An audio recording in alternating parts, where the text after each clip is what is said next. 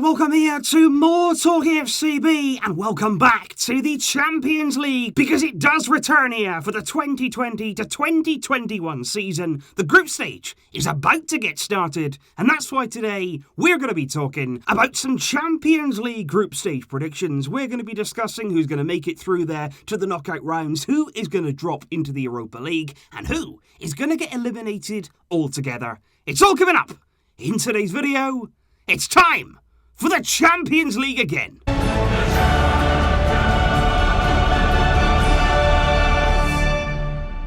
And if we first of all kick off with Group A, which does include there the two big hitters in this competition, the reigning champions Bayern Munich and also Atletico Madrid, two really big teams in this group. There's also the matter of Lokomotiv Moscow there from the Russian Premier League, and also Salzburg there from Austria. And I think this is one of those groups whereby the top two teams there, Bayern and Atletico Madrid, you do feel as though they're going to be quite comfortable at the top. They're both going to get through to the knockout stages. The only real debate is going to be which one of those teams is going to finish top. But I do believe the likes of Salzburg and Lokomotiv too, they will give a good account of themselves. You saw in last year's Champions League that Salzburg did give Liverpool a few really tough games, Napoli as well in their group, and also a trip there to Russia. It's not going to be easy, but I do believe in the end, Bayern will come out on top. They haven't had the most brilliant start to the season ever, but I think Atletico Madrid will push them very, very close. They're a tough team to beat in the big games. Simeone can get his side organised,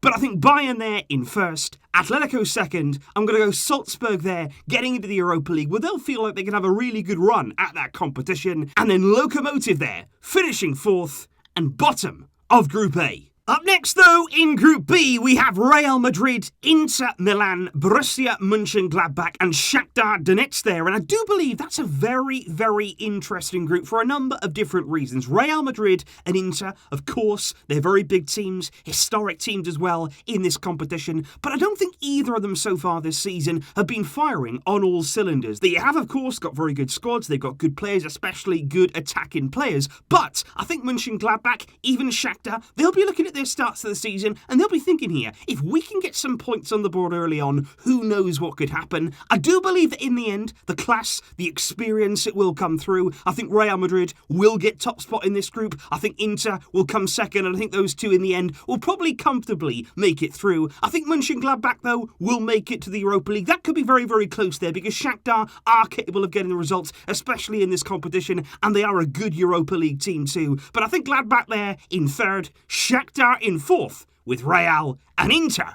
onto the knockouts. Up next is Group C, where Manchester City will be joined by FC Porto, Olympique Marseille, and also Olympiacos there. And I think this is one of those groups whereby Man City once again have found themselves in a pretty comfortable group, it has to be said. Quite a few group stages now, they've had pretty favourable draws. Man City, I think, will comfortably finish top of this one. But I think for the rest of the group, it is wide open. You've got Porto there, the Portuguese side. In this competition, they do have a way of finding themselves through to the knockout stages, especially when they're placed in a group like this. I think Marseille have some really good players. Think of Dimitri Payet, also Tovan. They've got some good young players as well. Villas-Boas has got them playing some very, very good football. And Olympiacos, they caused Tottenham a few problems in the Champions League in last season's tournament. Again, they're not going to be any pushovers whatsoever. But I think finally it is going to end Man City in first. I think Porto will get through to the knockout stages. Marseille will just miss out and fall into the Europa League, with Olympiacos there finishing bottom of Group C. Then there is Group D, which for me is one of the most intriguing and exciting groups, because I think here you've got three very, very exciting, very attack-minded teams, and you've also got the likes of Midtjylland, who are coming into this tournament with absolutely nothing to lose. You've got Liverpool, you've got Atalanta, you've got Ajax, and I think it's going to be so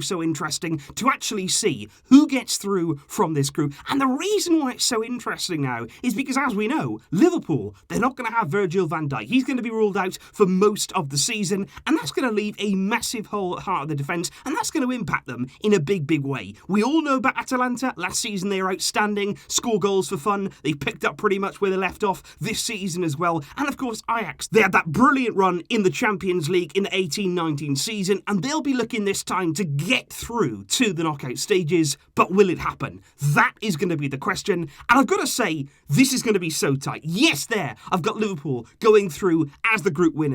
I've got Atalanta going through second and Ajax in third. But I do believe there, that could be 1 point between all of those positions. That could be coming down to the final match day to decide exactly who makes it through, and it could easily go another way. You don't know how Liverpool are going to react without Van Dijk. They could end up dropping out of the competition. They could fall into the Europa League. If Ajax are capable, you never know of getting a result against them. And of course as well, you throw in the unpredictability of Midtjylland. Who knows what could happen? And Group D is definitely going to be a group to keep a close eye on. Then it's time for Group E, and this one as well, I feel, is going to be very, very intriguing. You've got new look Chelsea, so many big, exciting summer signings from them. You've got the Europa League champions Sevilla, who are in this competition, not only because they won the Europa League, but also because they finished in the top 4 of La Liga last season, and they've started the season in very, very strong fashion. You've also got the likes there of Stade Rennais and also Krasnodar, and I do believe here it's going to be really, really interesting if Chelsea can progress, not only through the group,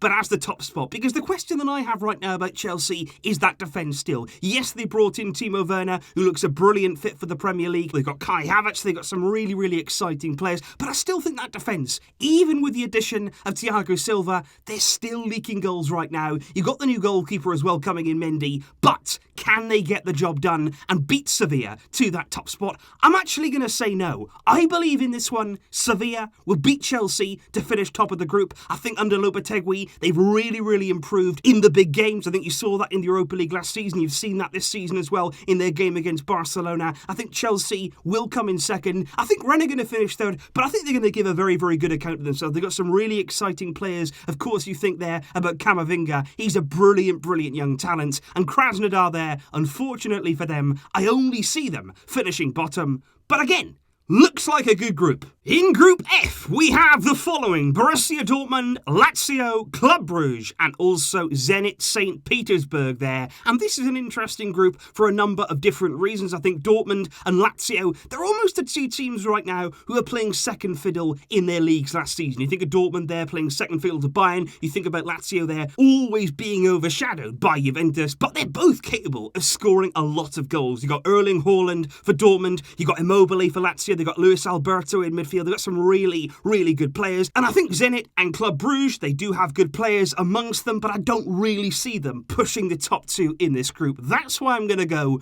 Dortmund to win the group, Lazio to get in there as the runners-up and progress to the knockout stages. I think Zenit, with the firepower they have, Malcolm especially, is a big, big player for them in this competition. I think they'll get their spot in the Europa League, with Club Brugge dropping out of Europe. It is, of course, though, time for Group G, and this is the big one. Barcelona, Juventus, Dinamo Kiev and Ferencvaros make up Group G, and of course this is all about Messi against Ronaldo, Barcelona against Juventus, and like a few of the other groups, this one I feel again, it's going to be the two teams battling it out there to see who can finish top. I think Juve and Barca will definitely be the two teams that are progressing. I think Dinamo Kiev, Ferencvaros, they'll try and do what they can, but Juve and Barca are going to be dominating this group, and it all comes down, I think, to those matchups. First of all, Barcelona have to go to Juventus, and then they will host them later on in the group at the Camp Nou, and of course the other games as well are going to contribute to how this goes. But I personally believe, and of course